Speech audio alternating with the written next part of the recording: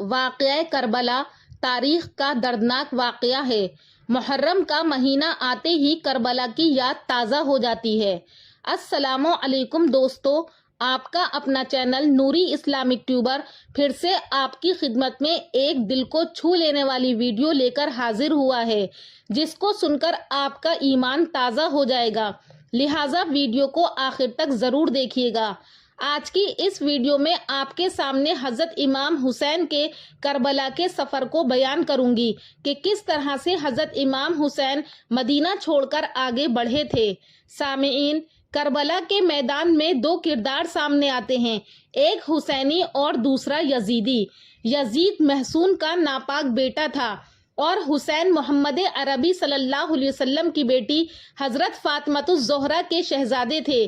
یزید نمازوں کو چھوڑ دیتا تھا، لیکن حضرت حسین کی میدان کربلا میں بھی تہجد قضا نہیں ہوئی۔ یزید ظلم کا دوسرا نام ہے تو حسین امن کی علامت ہے۔ حضرت حسین کی دوستی جن لوگوں سے تھی وہ عبداللہ ابن عباس، عبداللہ ابن عمر، حضرت عبد الرحمن بن ابو بکر تھے، اور یزید جوا کھیلتا تھا، لہب میں مگن رہتا تھا۔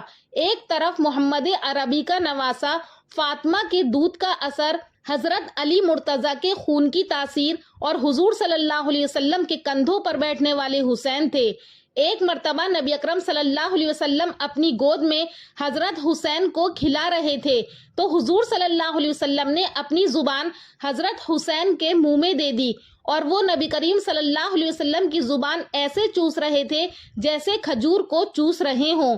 آپ صلی اللہ علیہ وسلم نے اپنی زبان کا لعاب دہن ان کو دے کر ان کی ہمیشہ کے لیے پیاس کی شدت کو ختم کر دیا تھا، تاکہ وہ کربلا کے میدان میں پیاس کی شدت کو محسوس نہ کر سکیں۔ ان نازوں سے پالے ہوئے حسین کو، محبتوں سے پالے ہوئے حسین ابن علی کو امتحان بھی اتنے بڑے پیش آئے، کیونکہ جتنا بڑا شخص ہوتا ہے اس کی آزمائش بھی اتنی بڑی ہوتی ہے۔ حضرت امیر معاویہ کے انتقال کے بعد جب ان کا بیٹا یزید تخت نشین ہوتا ہے تو اسے یہ فکر ہوتی ہے کہ عبداللہ ابن عمر، عبداللہ ابن عباس اور حضرت امام حسین یہ میری بیعت کریں، مجھے خلیفہ مانے، کیونکہ حضرت امام حسین یزید کو پسند نہیں کرتے تھے۔ یزید ولید بن عقبہ کو لکھتا ہے کہ ہر حال میں ان لوگوں سے کہو کہ یہ مجھے اپنا خلیفہ مانے، اور اگر نہیں مانے تو ان پر سختی کرو۔ حضرت امام حسین کو ولید بن عتبہ نے بلانے کے لیے ایک آدمی کو بھیجا اور ان کے سامنے یزید کے خط کو پیش کیا گیا۔ کہا کہ یزید چاہتا ہے کہ آپ اس کو اپنا خلیفہ مانیں، تو حضرت امام حسین نے کہا کہ میں چھپ کر بیعت نہیں کروں گا۔ پھر اس کے بعد حضرت امام حسین یہ کہہ کر اپنے گھر واپس آتے ہیں اور اپنی بہن سیدہ زینب سے ملے اور کہا کہ اب مدینہ چھوڑنے کا ٹائم آ گیا ہے، کیونکہ یزید ہم سے بیعت چاہتا ہے اور وہ بیعت کرنے پر آمادہ ہے، اور میں کسی حال میں یزید سے بیعت نہیں کروں گا۔ رسول اللہ صلی اللہ علیہ وسلم کا مدینہ ہمارے خون سے لال و زار بنے گا، میں نہیں چاہتا کہ حضور صلی اللہ علیہ وسلم کی حرمت پامال ہو۔ حضرت امام حسین نے اپنے گھر والوں سے آ کر ساری بات بتائی اور مدینہ چھوڑنے کے لیے راضی ہو گئے۔ یہ بات سن کر حضرت امام حسین کو ان کے دوست احباب سب نے روکا کہ حضرت آپ کوفہ نہ جائیں، کیونکہ کوفہ والے وفادار نہیں ہیں، لیکن حضرت امام حسین مدینہ چھوڑنے پر تیار تھے، کیونکہ وہ یزید سے بیعت کرنا نہیں چاہتے تھے۔ دوستو، وہ کیسا منظر ہوگا جب آخری حاضری حضرت امام حسین نے حضور صلی اللہ علیہ وسلم کے روضہ اقدس پر دی ہوگی، جو مدینہ کے اندر پیدا ہوا اور مدینے کی گلیوں میں کھیلتا رہا، جس کے گھر کا دروازہ مسجد نبوی میں کھلتا رہا، وہ مدینے کو آخری سلام کہہ رہا ہے۔ کیا منظر ہوگا اس وقت جب تمام خاندان نبوت کے لوگوں نے مدینے کو الوداع کہا اور رات کے موقع میں مدینہ منورہ کو اور مسجد نبوی کو الوداع کہہ کر مکہ کی طرف روانہ ہو گئے۔ حضرت حسین رضی اللہ تعالیٰ عنہ مکہ پہنچے اور کوفہ والوں کے خط آنے شروع ہو جاتے ہیں۔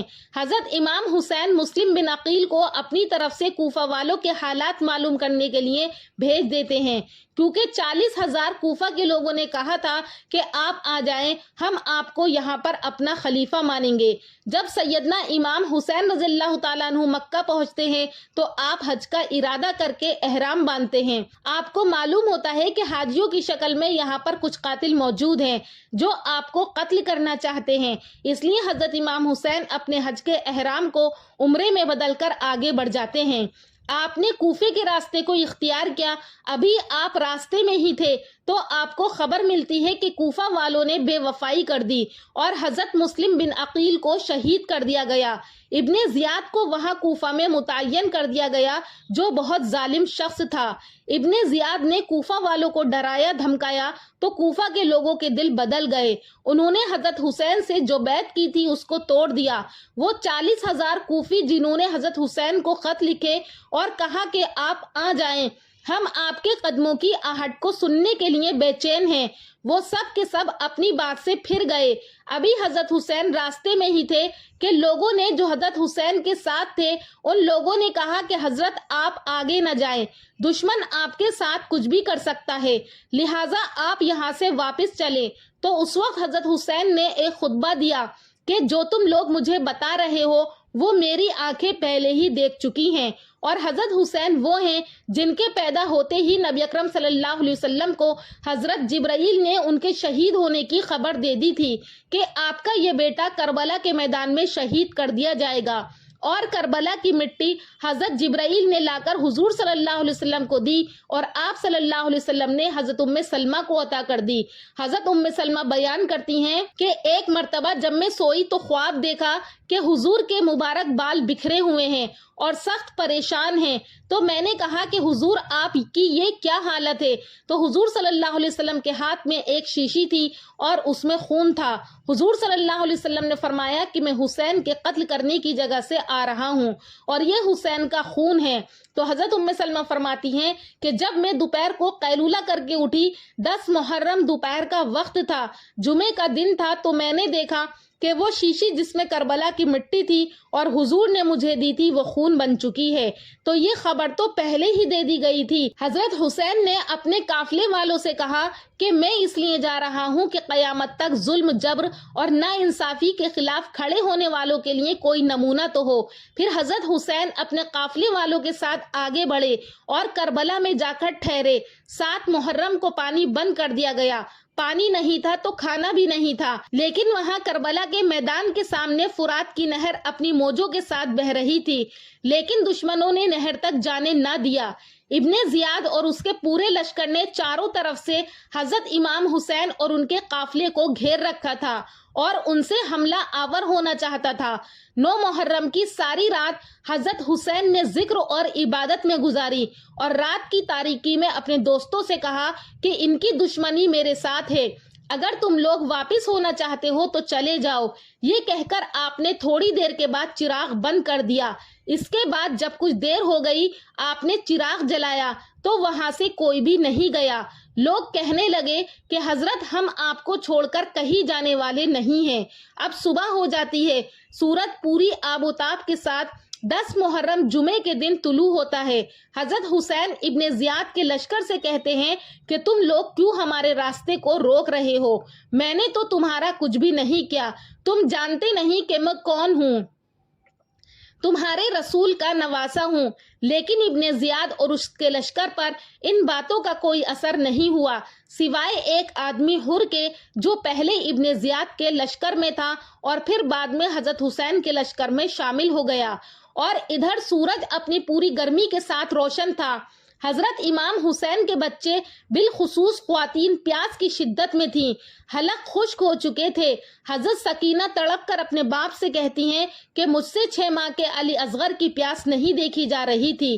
تو حضرت حسین علی اصغر کو جو کہ 6 مہینے کے تھے ان کو اپنے ہاتھوں پر اٹھائے ہوئے دشمنوں کے لشکر سے کہتے ہیں کہ تمہاری دشمنی میرے ساتھ ہے، اس بچے نے تمہارا کیا بگاڑا ہے، لہٰذا میں اس کو پانی پلانے کے لیے لے جا رہا ہوں۔ وہ علی اصغر کو لے کر نہر فرات پر پہنچتے ہیں اور چلو میں پانی لے کر ان کو پلانا ہی چاہتے ہیں کہ اچانک سے ایک ایسا تیر آتا ہے جو علی اصغر کے گلے کو چیر دیتا ہے اور وہ کوئی عام تیر نہیں تھا بلکہ جانوروں کے شکار کے لیے جو تیر استعمال ہوتا ہے وہ تیر تھا جو کہ گردن کو کاٹ دیتا ہے، خون بہنے لگتا ہے اور علی اصغر کی گردن لٹک جاتی ہے۔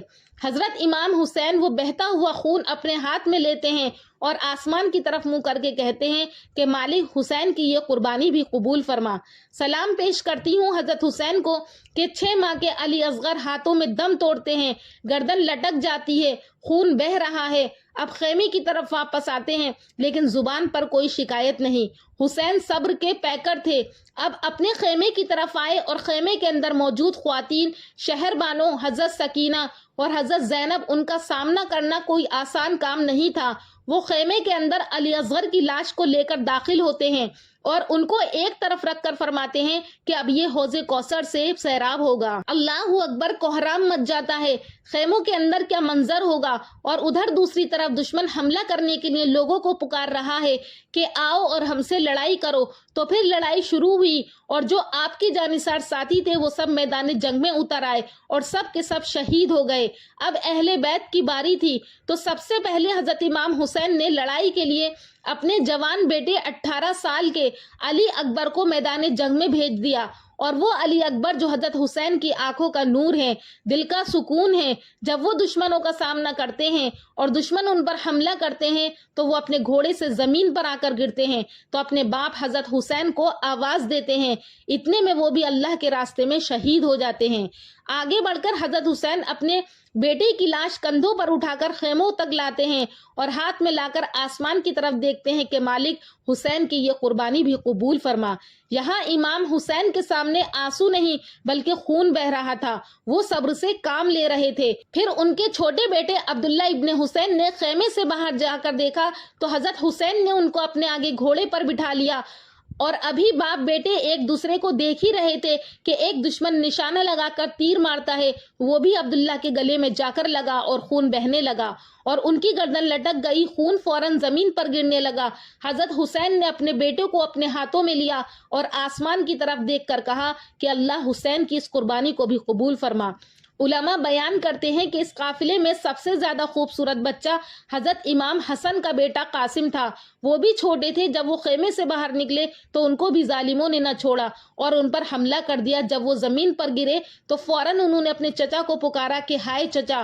اپنے بھتیجے کی آواز سن کر حضرت امام حسین شیر کی طرح کوفیوں کے لشکر کو چیرتے ہوئے اس قاتل تک پہنچے اور اپنی تلوار سے اس کے ہاتھ کو کاٹ ڈالا اور اپنے بھتیجے کی لاش کے پاس آ کر کہا کہ بھتیجے، آج تیرا چچا بے بس ہے، آج وہ تیری مدد نہیں کر سکا۔ 10 محرم کربلا کے میدان میں حضرت امام حسین کبھی اپنے بیٹے کی لاش اٹھا کر لاتے تو کبھی بھتیجے قاسم کی، تو کبھی اپنے بھانجے حضرت زینب کے بیٹے اونو محمد کی، تو کبھی اپنے بھائی عباس کے کٹے ہوئے بازو اور زخموں سے چھدا ہوا جسم لاتے۔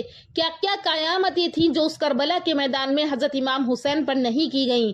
حضرت امام حسین پر دکھ پہ دکھ، تکلیفوں پر تکلیف کی گئی، اور خیموں میں موجود خواتین، دیار حرم کی شہزادیاں، آج ان پر مصیبتوں کے پہاڑ ٹوٹ رہے تھے۔ کربلا کے میدان میں آپ کی بہن حضرت زینب نے اپنے دونوں بیٹے اونو محمد کو شہید ہوتے ہوئے دیکھا اور بڑے فخر اور حوصلے اور ہمت کے ساتھ اپنے بھائی کے ساتھ کھڑی رہیں، اور زینب اس سارے منظر کو حوصلے کے ساتھ سہتی رہیں۔ کیا بہن تھی حضرت امام حسین کی کہ ساتوں زمین اور آسمان کی گردش دوبارہ ایسی بہن پیدا نہ کر سکے۔ میں سلام پیش کرتی ہوں حضرت زینب کی بہادری اور ان کی جرات اور ان کے حوصلے کو۔ جمعے کا دن تھا، جب نماز کا وقت ہوا، حضرت حسین نے شمر سے کہلا بھیجا کہ ہمیں نماز پڑھنی ہے، تو شمر نے کہا کہ ہم نماز کے لیے جنگ نہیں روکتے، تو حضرت حسین نے کہا کہ آدھے جنگ کرو اور آدھے نماز پڑھو۔ اس طرح جنگ جاری رہی اور عصر سے پہلے سب کے سب کٹ کر نیزوں پر چڑھ گئے تھے۔ اب اکیلے حضرت امام حسین بچے تھے اور دشمنوں کا لشکر کہہ رہا تھا کہ آؤ اور ہم سے لڑائی کرو۔ اب حضرت امام حسین جانے کے لیے تیار ہیں، ان کو گھوڑے پر بٹھانے والا کوئی نہیں تھا۔ یہ وہ وقت تھا جس کو دیکھ کر حضرت زینب کا دل بھی رو پڑا۔ جب حسین ابن علی گھوڑے پر بیٹھنے لگے، کیونکہ جو بھی سوار جاتا تھا وہ واپس نہیں آتا تھا اور اس کی لاش حضرت امام حسین لاتے تھے۔ آج حسین ابن علی جا رہے ہیں، زندگی کا سارا سرمایہ لٹ رہا ہے۔ حضرت زینب سنبھالے نہیں سنبھل رہی تھی۔ حضرت حسین رضی اللہ تعالی عنہ تھے اور آپ نے حضرت زینب کو صبر کی تلقین کی اور پھر گھوڑے کی زین کس دشمن کے لشکر کی طرف بڑھنے لگے۔ اب خیموں سے سسکیوں کی آوازیں آ رہی تھی۔ ان کا سردار، ان کا تاجدار سب کو چھوڑ کر کربلا کے میدان کی طرف بڑھ رہا تھا اور وہاں جا کر دشمنوں کے لشکر کو مخاطب کر کے حضرت امام حسین ایک بار پھر کہتے ہیں کہ تم جانتے نہیں کہ میں کون ہوں، تمہارے نبی کا نواسا ہوں۔ لیکن ابن زیاد کہتا ہے کہ حضرت امام حسین پھر مقابلے میں آتے ہیں۔ جب گھوڑے کو ایڑ لگا کر دشمن کے لشکر پر ٹوٹتے ہیں تو پھر ایسا منظر ہوتا ہے کہ وہ بھیڑ بکریوں کی طرح آگے بھاگتے ہیں اور برابر دشمن کا مقابلہ کرتے ہیں۔ 71 زخم اپنے کلیجے پر لیے ہوئے امام حسین بہادری کے ساتھ جب یہ میدان جنگ میں آتے ہیں تو یہ آواز آتی ہے کہ آخر یہ کون ہیں؟ یہ حسین ابن علی ہیں۔ پھر چاند بادلوں میں گھر جاتا ہے اور شامی گنڈے تیر برساتے ہیں، تلواروں سے آپ کے بدن پر ضربے لگاتے ہیں اور نیزوں سے آپ کے بدن کو پرو دیتے ہیں۔